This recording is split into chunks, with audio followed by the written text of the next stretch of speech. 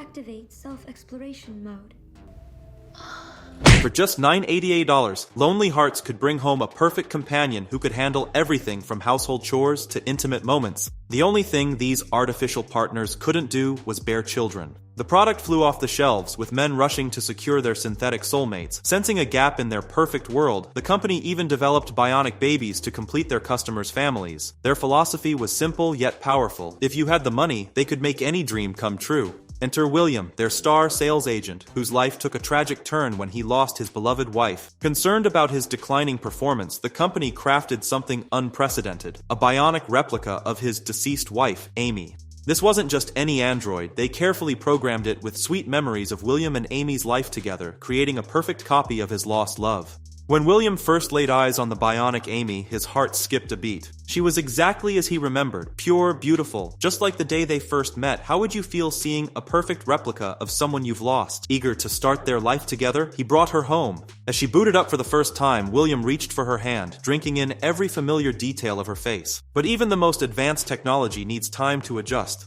The new Amy moved awkwardly at first, struggling with basic movements. William didn't mind. He supported her every step, using each moment to rebuild their connection.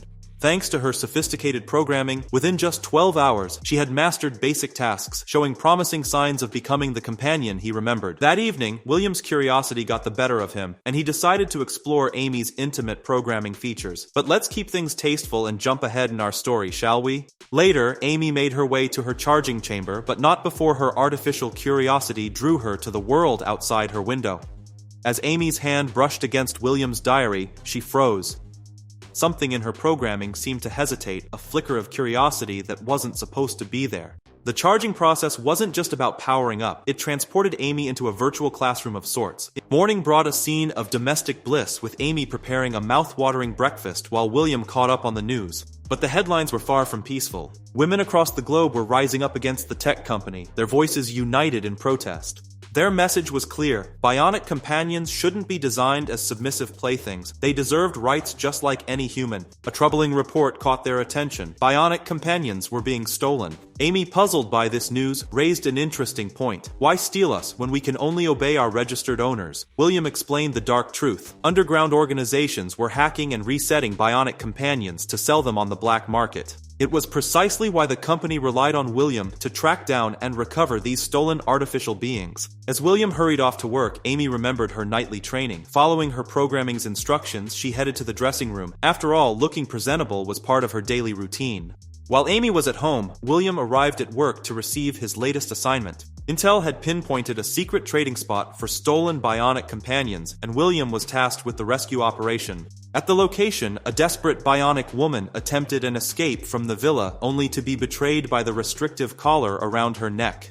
William found her crumpled at the doorstep and quickly freed her from the device. Sneaking into the villa, William encountered an unsuspecting criminal living it up inside. One swift punch later, and the man was out cold. The rescue seemed to be going perfectly until an unexpected visitor burst in, but William's sharpshooting skills proved faster than the intruder's reflexes. Back at the company, something strange caught William's attention. The rescued bionic companions greeted him with unusual familiarity, prompting him to question his colleagues. The answer was troubling. These were repeat rescues. Despite being returned to their owners, these companions kept disappearing, plagued by mysterious code errors that required constant rebooting. Meanwhile, Amy fought off boredom at home by diving into the dream space for some self-improvement. The simulation felt too real. As Amy twirled around the ballroom, she caught fleeting glimpses of shadows that didn't belong. Then in a sudden shift, William was whisked away by another woman, leaving Amy alone. The masked figure appeared, slipping her a card with a single word, "Remember," before disappearing. Amy's pulse quickened, but why would she feel fear? Was this part of her training, or something much deeper? Confused by this glitch in the system, Amy contacted Dream Support, but when they insisted everything was normal, she quickly changed the subject, requesting a simple knitting tutorial instead. Something wasn't quite right in this digital dream world. Without fully understanding why, Amy's hands moved swiftly, recreating the intricate pattern from her dream onto a pillow. As the thread looped through her fingers, she felt the pattern wasn't just a design, it was a message. She discovered a bicycle in the warehouse and took it for a spin, relishing the beauty of the outside world. But her joy was short-lived when she encountered the woman who'd caused her earlier fall. "You've fallen here many times before," Cindy said, her eyes scanning Amy with unsettling familiarity.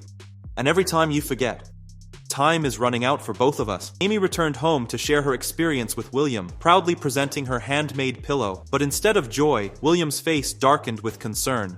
"Just being by my side is enough," he said firmly, before sharing stories of their past together. Amy drank in every word, her artificial heart swelling with happiness. That night, curiosity drove Amy to break protocol. She read William's diary, discovering their shared memories, then ventured into the dream space, hoping to relive their first meeting. But something was wrong. Instead of William, she found herself face to face with the mysterious masked man from the party, urgently pressing her to remember everything.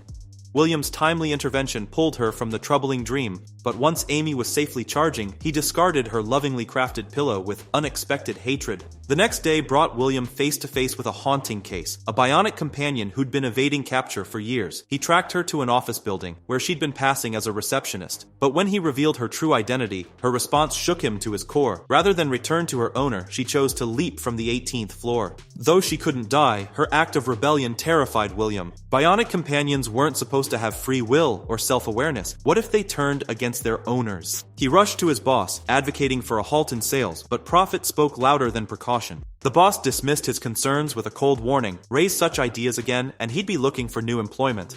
While cleaning their home, Amy received an unexpected visitor, Cindy, the mysterious woman from her bicycle accident. Despite Amy's protests, Cindy dropped a bombshell. She worked with the masked man, claiming they could help Amy find herself. But Amy wasn't buying it.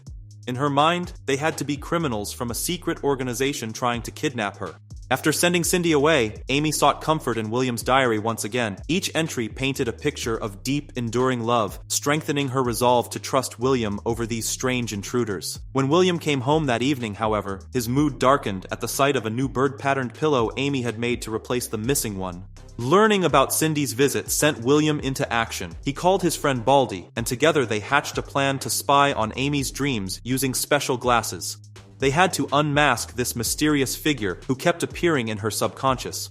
Inside Amy's dream, a Halloween-themed scenario unfolded within an ancient castle. The masked man made his boldest move yet, removing his mask and offering Amy an address for a real-world meeting. William watched through the glasses, his heart racing as he witnessed what seemed like someone trying to steal his wife away. In his panic to protect Amy, William immediately contacted the company to capture the masked man, but he'd played right into the stranger's hands. Everything had been an elaborate trap. Following his instincts, William rushed to the park where he first met Amy, finding the masked man waiting. Without hesitation, he fired his gun and yanked off the man's mask, only to discover he'd been duped. Racing home in panic, he found Amy on the sofa, calmly mentioning a mysterious visitor who'd left behind only a notebook.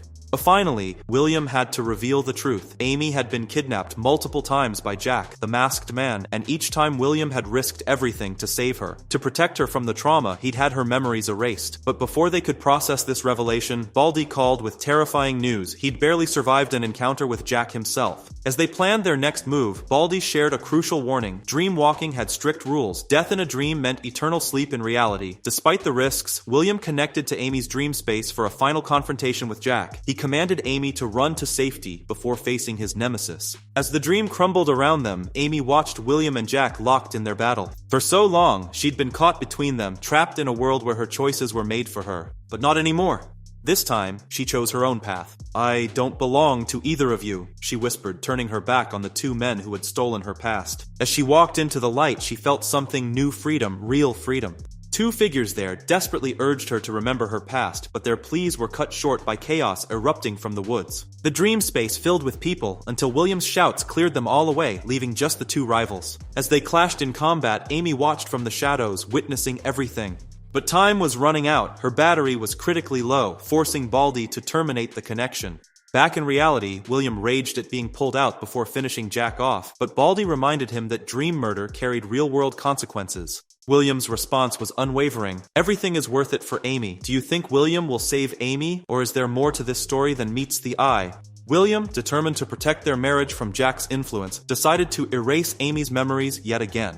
Despite her desperate pleas, he brought her to the company the next day. But in the memory erasure room, Amy discovered something unexpected. The other bionic companions weren't afraid at all. They shared their secret. Memories stored in dreams were beyond human reach. A woman approached Amy with a shocking revelation. She'd been through this process countless times before. Under their guidance, in that instant, the memories flooded back the love, the pain, the betrayal. The staff didn't suspect anything. They'd seen Amy so many times, it was routine. "You'll see," were her cryptic last words before being sent back to William. Their life seemed to resume its normal pattern until Baldy burst in, clutching a USB drive that exposed the horrifying truth. Before he could finish confronting William about the murders, William silenced his old friend with a bullet. But Amy had seen everything, and she stepped forward with the same accusation. That's how she met William, but she was already married to Jack, the masked man. William, consumed by obsession, had abused his position to arrest them both. He'd taken them to a remote location where he brutally murdered Jack, leaving Amy devastated at how she'd attracted such a madman. Rather than let her go, William had imprisoned her in their home, repeatedly erasing her memories whenever she resisted. In a chilling twist, we learned that William had murdered the real Amy using the very bird-patterned pillow she'd made. After placing a ring on her lifeless finger, he crafted a tragic story about his deceased wife, manipulating the company into creating a bionic replica. But his plan backfired spectacularly. The bionic Amy, accessing her strength enhancement mode, turned the tables on her captor. Tears burned in Amy's eyes as she looked down at William, the man she once believed was her everything.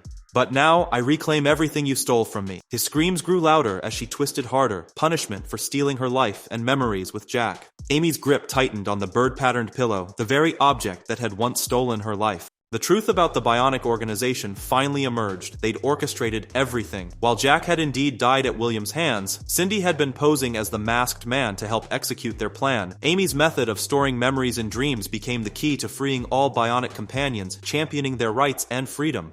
In a final ironic twist, the tech company transformed William into the very thing he'd controlled, a bionic being. They used Baldy's murder as propaganda, vowing to destroy the organization fighting for bionic rights.